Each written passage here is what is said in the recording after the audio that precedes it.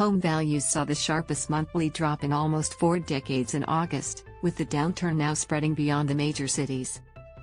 The monthly decline marks the 4th fall in a row on the CoreLogic index, as the fallout from interest rate hikes continues.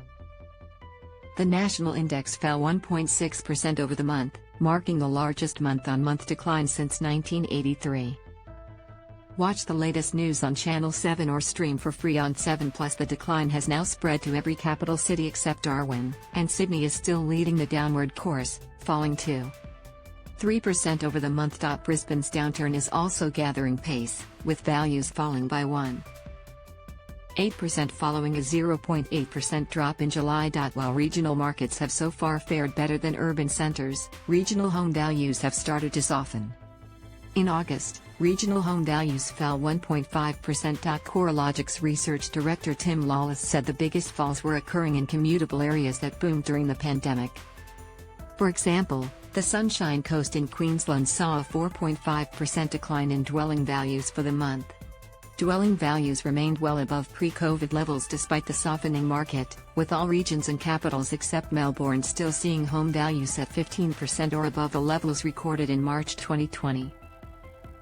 According to CoreLogic, that implies most homeowners have a significant equity buffer before their home is likely to be worth less than what they paid.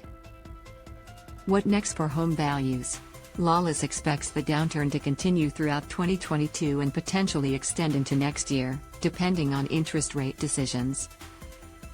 The Reserve Bank is set to make its next monetary policy decision next week. It's hard to see housing prices stabilizing until interest rates find a ceiling and consumer sentiment starts to improve, Lawless said. Lawless said he expected interest rates to increase again, and there was a good chance housing stock would accumulate through the spring selling season, giving buyers more choice and putting more downward pressure on housing values. As borrowing power is eroded by higher interest rates and rising household expenses due to inflation, it's reasonable to expect a further decline in consumer confidence and lower housing demand. There's some silver lining though: lower housing prices could mean housing is more affordable. But CoreLogic points out that mortgage costs and rents are rising, and household budgets are stretched. The wash-up is that lower housing prices and higher incomes should make home ownership more achievable for non-homeowners, Lawless said.